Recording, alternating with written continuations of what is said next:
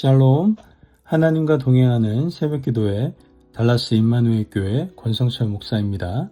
오늘도 하나님과 동행하며 풍성함을 누리시는 저와 여러분이 되시길 주님의 이름으로 축복합니다.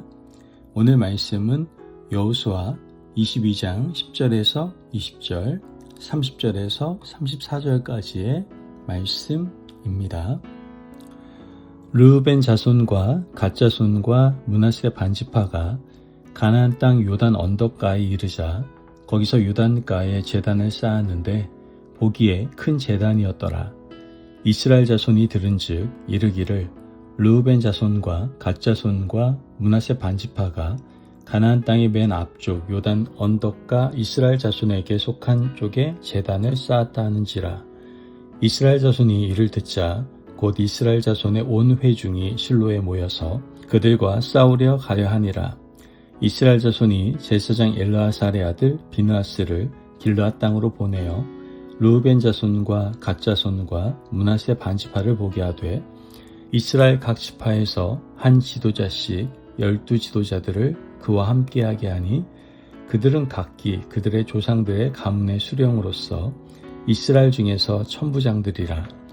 그들이 길르앗 땅에 이르러 르우벤 자손과 갓 자손과 므낫세 반지파에게 나아가서 그들에게 말하여 이르되 여호와의 온 회중이 말하기를 너희가 어찌하여 이스라엘 하나님께 범죄하여 오늘 여호와를 따르는 데서 돌아서서 너희를 위하여 제단을 쌓아 너희가 오늘 여호와께 거역하고자 하느냐. 부올의 죄악으로 말미암아 여호와의 회중에 재앙이 내렸으나 오늘까지 우리가 그 죄에서 정결함을 받지 못하였거늘 그 죄악이 우리에게 부족하여서 오늘 너희가 돌이켜 여호와를 따르지 아니하려고 하느냐. 너희가 오늘 여호와를 배역하면 내일은 그가 이스라엘 온 회중에게 진노하시리라. 그런데 너희의 소유지가 만일 깨끗하지 아니하거든 여호와의 성막이 있는 여호와의 소유지로 건너와 우리 중에서 소유지를 나누어 가질 것이니라. 오직 우리 하나님 여호와의 제단 외에 다른 제단을 쌓음으로 여호와를 거역하지 말며 우리에게도 거역하지 말라. 세라의 아들 아간이 온전히 바친 물건에 대하여 범죄함으로 이스라엘 온 회중에 진노가 임하지 아니하였느냐. 그의 죄악으로 멸망한 자가 그 한 사람만이 아니었느니라 하니라. 30절입니다. 제사장 비느하스와 그와 함께한 회중의 지도자들 곧 이스라엘 천천의 수령들이 르우벤 자손과 갓 자손과 므낫세 자손의 말을 듣고 좋게 여긴지라. 제사장 엘르아살의 아들 비느하스가 르우벤 자손과 갓 자손과 므낫세 자손에게 이르되 우리가 오늘 여호와께서 우리 중에 계신 줄을 아노니 이는 너희가 이 죄를 여호와께 범하지 아니하였음이니라.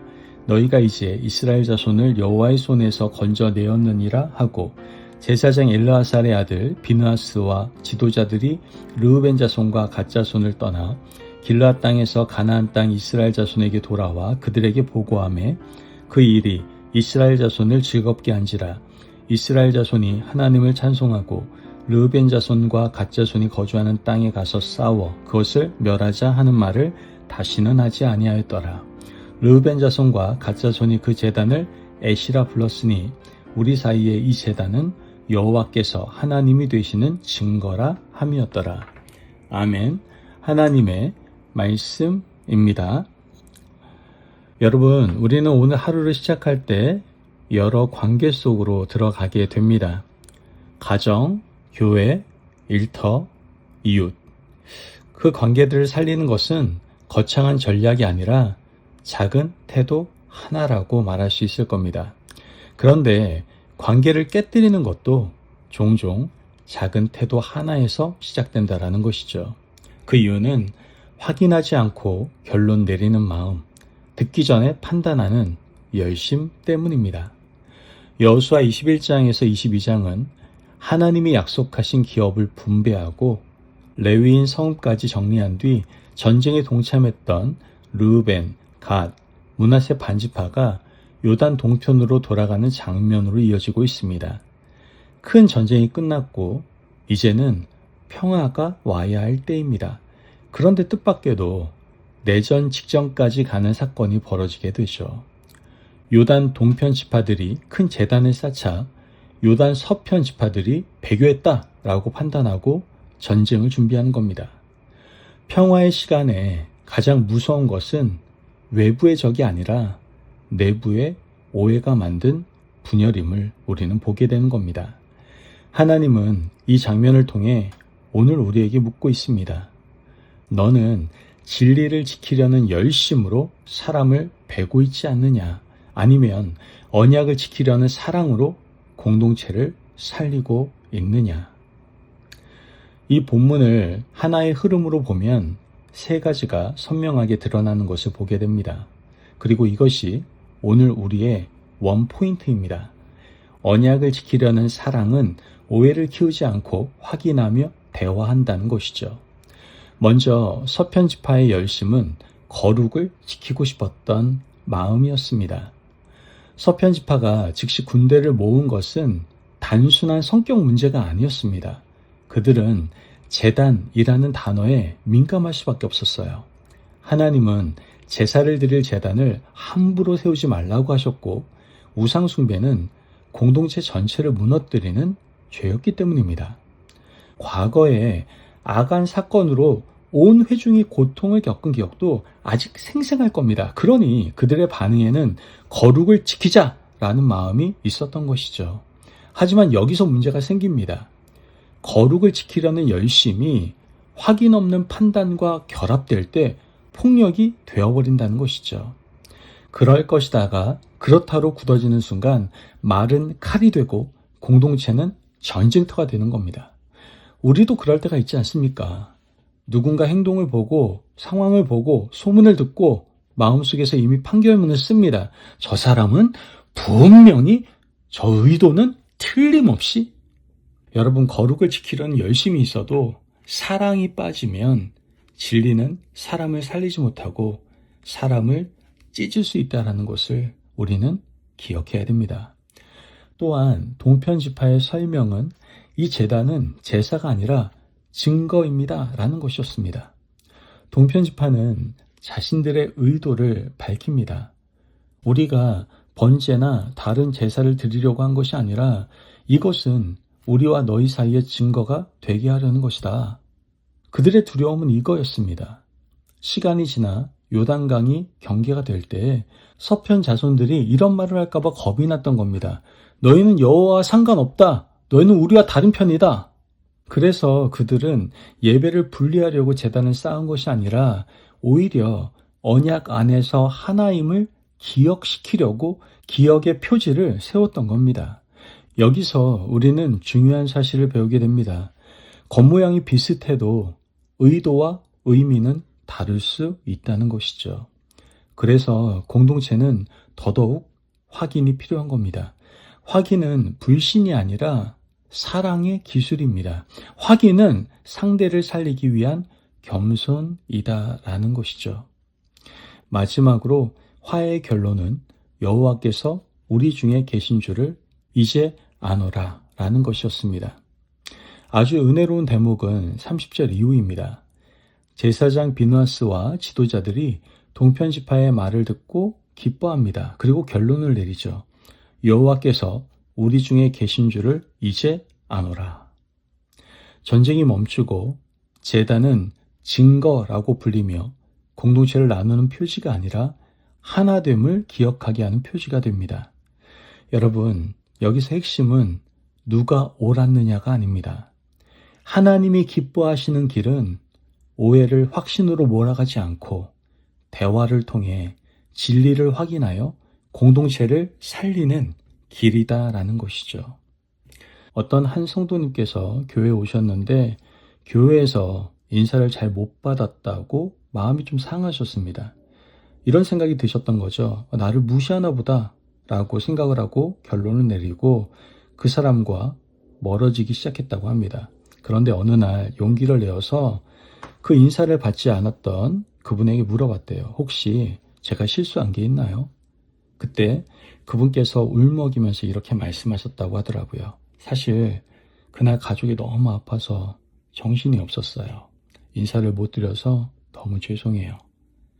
그 한 번의 확인이 관계를 살리고 마음의 전쟁을 끝낼 수 있었던 것이죠.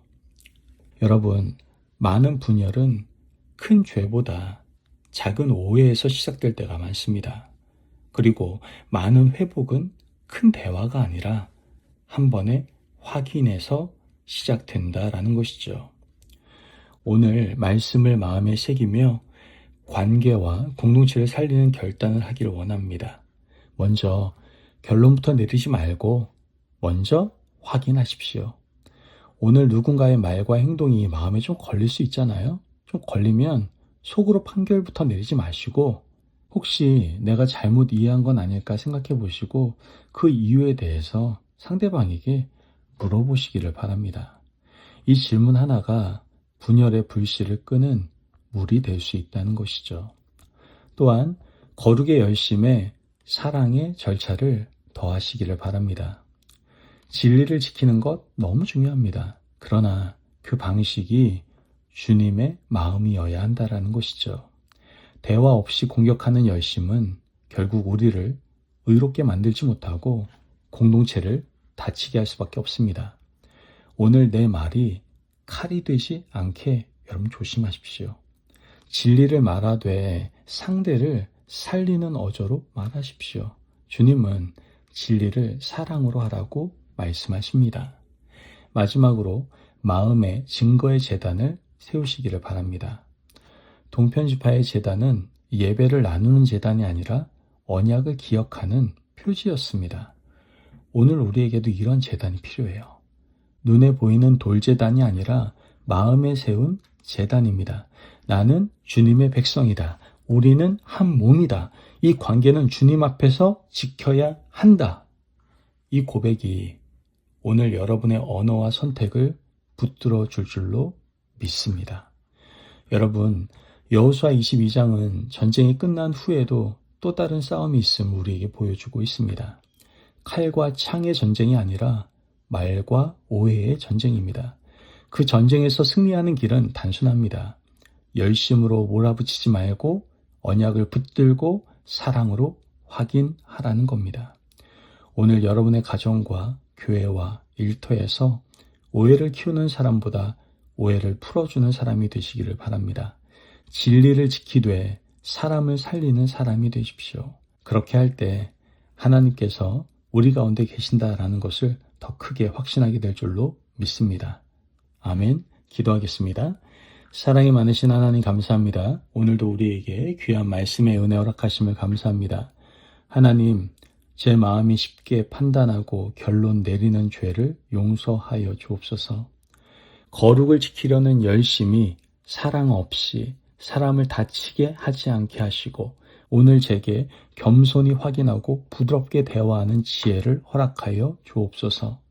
가정과 교회와 일터에서 화평케 하는 자로 살게 하시고 언약 안에서 한몸된 공동체를 소중히 여길 수 있는 저희들 되게 하여 주옵소서. 감사하며 예수님의 이름으로 기도합니다. 아멘. 오늘도 하나님과 동행하며 풍성함을 누리시는 저와 여러분이 되시길 주님의 이름으로 축복합니다.